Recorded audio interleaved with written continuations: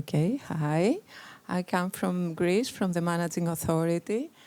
I will tell you about the use of simplified cost options in operation groups.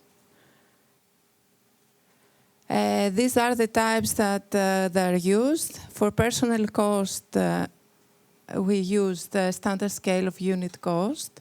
For travel cost, we used fixed rate and fixed flat rate as a total of direct staff cost.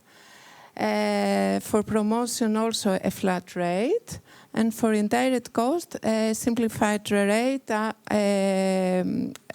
on the total direct staff cost. There is a new version of the presentation. It hasn't been used, never mind. Okay, we had also the startup that we used lump sum, like 5,000 per operation group to set up. So, as you see, the personnel cost, and we have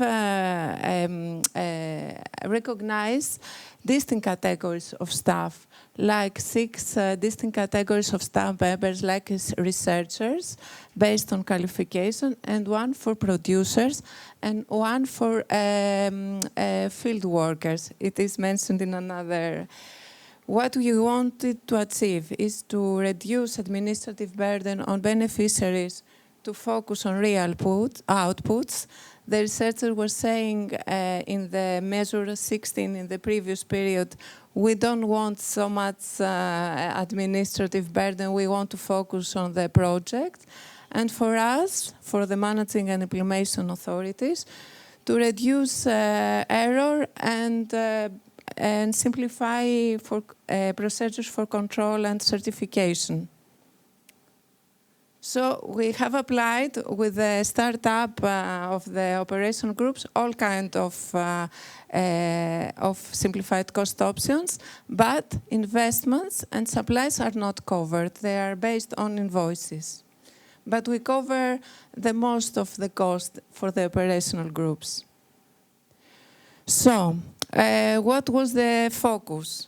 First of all, we had some data to work on it. It was the implementation of the measure 16. We have 316 operation groups approved, so we had all their costs in the information system.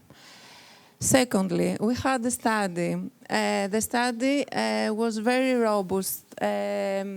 They had made the exact coefficient, the coefficient error. They had checked the correlation because, for example, they saw that they had to distinguish the travel expenses if they are in the national level or they are in an international level. This correlation had meaning. Also, they had to make groups in the salary level and have different unit cost. And also to eliminate extremes in the data they had. After that, they checked what the cost they have calculated with other costs used in other research programs or in other EU-funded programs like Horizon. And they checked the fairness of cost. They wanted to cover, for example, self-employed, the allowances for how you say that? Insurance components in the payment. They wanted also to cover farmers. What is also a checkpoint was that in the measure, the current measures, but also in the previous period, they wanted all the expenses to be checked, and there is a confirmation by a certified accountant that they are realized, they are eligible, they are in place, to say it in a more simplified way. So in every payment claim, there is a certification by this certified auditor, accountant. And then there is the to target. We wanted not to use in every cost aspect, but to target to those components that have many variations, and they cause many significant documentation errors. So, some suggestions. Prioritize simplification. What will be simplified? What kind of form of SCOs we're gonna use? For example, in travel cost, the researcher tried in the beginning to use not flat rate, but unit cost. But then he saw it doesn't make any sense. So he turned to flat rate based on the staff cost, of the direct staff cost. Ensure that all this endeavor focuses that you have real physical outputs, and not that to check financial records. For us, it was the researchers. They had to put effort on the project, on the research project, not just to see invoices and so on. Make a robust methodology and begin early. And also to consult the different stakeholders that we want to go to that. Don'ts. And this one, in the final presentation, that's why I don't take pictures, it will be the final. This one was here.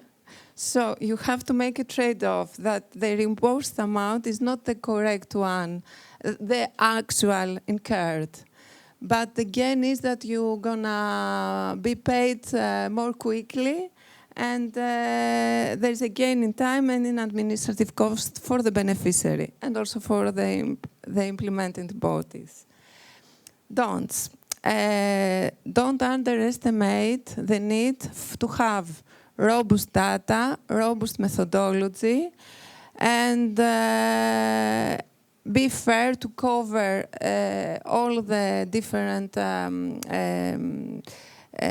staffs or costs that you're gonna cover with the simplified method. And give clear guidance and implementation. Give clear guidance on implementation and control, because sometimes this red tape, because we are all afraid of what is gonna be and what is gonna, if it's gonna be like. Sometimes invoices may be wanted to be handed out, although you apply simplified cost option. On the other hand, you have to concentrate on the methodology and what, for example, the certified accounting records for us is a safeguard on the application of the method. Thank you very much.